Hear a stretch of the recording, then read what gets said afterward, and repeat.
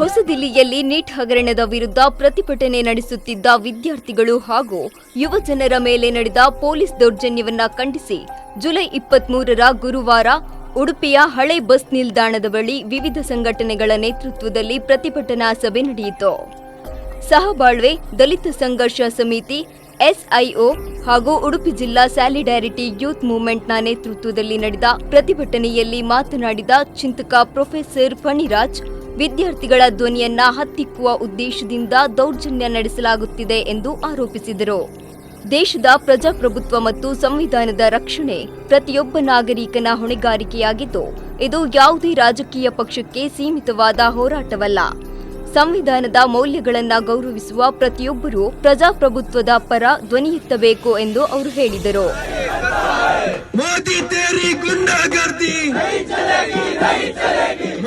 BJP ಸರ್ಕಾರ, ಕೇಂದ್ರದ BJP ಸರ್ಕಾರ ಹೇಳ್ತಂದ್ರೆ ಇದು ಅಸಂವಿಧಾನಿಕ ನಡವಳಿಕೆ.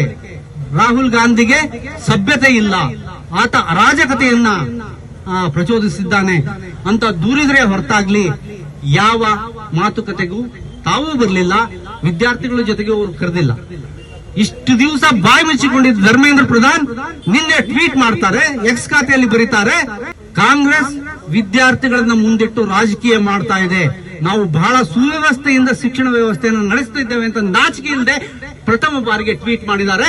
ಮತ್ತು ನೆನಪಿಡಿ, ಧರ್ಮೇಂದ್ರ ಪ್ರಧಾನ್ ಇಷ್ಟು ದಿವಸ ಮಾತಾಡದೇ ಇದ್ದವರು ಈ ಪ್ರತಿಭಟನೆ ತೀವ್ರವಾಗುತ್ತಿದ್ದ ಹಾಗೆ ಪ್ರಧಾನಮಂತ್ರಿ ಬಳಿ ಹೋಗ್ಲಿಲ್ಲ. ಅವ್ರು ಹೋಗಿದ್ದು ಯಾರ ಬಳಿಗೆ? ಅಮಿತ್ ಶಾ ಹತ್ರ. ಯಾವ ರೀತಿ ಇದನ್ನ ಗೂಂಡಾಗಳನ್ನ ಬಳಸಿ ಇದನ್ನ ತುಳಿಬೇಕು ಅನ್ನೋ ತಂತ್ರ ಮಾಡುವ ಅಮಿತ್ ಶಾ ಹತ್ರ ಹೋಗಿದ್ದಾರೆ. ಈ ಸರ್ಕಾರಕ್ಕೆ ಒಬ್ಬ ಮುಖ್ಯಸ್ಥ ಇಲ್ಲ, ಈ ಸರ್ಕಾರಕ್ಕೆ ಜನರ ಬಗ್ಗೆ ಕಾಳಜಿ ಇಲ್ಲ, ಈ ಸರ್ಕಾರಕ್ಕೆ ಪ್ರಜಾಪ್ರಭುತ್ವದ ಬಗ್ಗೆ ನಂಬಿಕೆ ಇಲ್ಲ, ಈ ಸರ್ಕಾರಕ್ಕೆ ಯುವ ಜನರ ಧ್ವನಿ ಕೇಳ್ತಾ ಇಲ್ಲ. ಅಷ್ಟಾಗಿ ಇವರು ಈ ರೀತಿಯ ಕ್ರೂರ ಹಿಂಸೆಯನ್ನ ಮುಂದುವರೆಸಿದ್ದಾರೆ ಮತ್ತು ಇನ್ನೂ ಮುಂದುವರಿಸಲಿಕ್ಕಿದ್ದಾರೆ. ಇಷ್ಟಾದ್ರೂ ಕೂಡ ಜಂತರ್ ಮಂತರ್ನಲ್ಲಿ ಅವರನ್ನು ತೆರವುಗೊಳಿಸಲಿಕ್ಕೆ ಅಂತ ಹೇಳಿ 24 ರಾತ್ರಿಯೇ ಎಲ್ಲರ ಮೇಲೆಯೂ ಅಲ್ಲಿಂದ ಡಿಸ್ಪರ್ಸ್ ಮಾಡಿಸಿದ್ರು. ಆದ್ರೆ ಅವತ್ತು ರಾತ್ರಿಯಿಂದಲೇ ಮತ್ತೆ ಅಲ್ಲಿ ಟೆಂಟ್ ಅನ್ನ ಮರುಕಟ್ಟಿದ್ದಾರೆ, ಮತ್ತೆ 40,000 ವಿದ್ಯಾರ್ಥಿಗಳು ಅಲ್ಲಿ ಹೋಗಿ ಸೇರಿದ್ದಾರೆ, ಮತ್ತೆ ಪ್ರತಿಭಟನೆ ಮುಂದುವರಿತಾ ಇದೆ.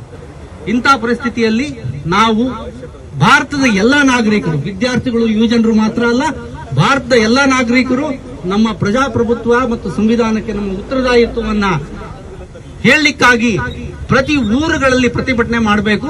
ಇದು ಸಿಜೆಪಿ ಕೊಡೋ ಕರೆಯಲ್ಲ, ಇದು ನಮ್ಮ ಭಾರತದ ಸಂವಿಧಾನ ಮತ್ತು ಪ್ರಜಾಪ್ರಭುತ್ವವನ್ನು ಅಂತಃಸಾಕ್ಷಿ ಹೊತ್ತುಕೊಂಡ ನಾವೆಲ್ಲರೂ ಮಾಡಬೇಕಾದ ಒಂದು ಕೆಲಸವಾಗಿದೆ.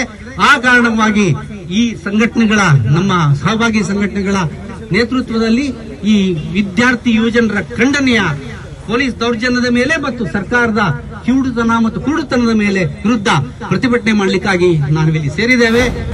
ये जो नीट पेपर लीक हुआ है, ये कुछ कोई पहली बार नहीं हुआ है, ये पहले भी लीक्स होते आए हैं और आने वाले समय में और ज्यादा तादाद में हो सकते हैं. सबसे बड़ा लोगों का आर्ग्यूमेंट ये था कि इस प्रोटेस्ट में और जो जिन स्टूडेंट्स को इफेक्ट पड़ा है, जो स्टूडेंट्स हैं, वो लोग क्यों नहीं आए?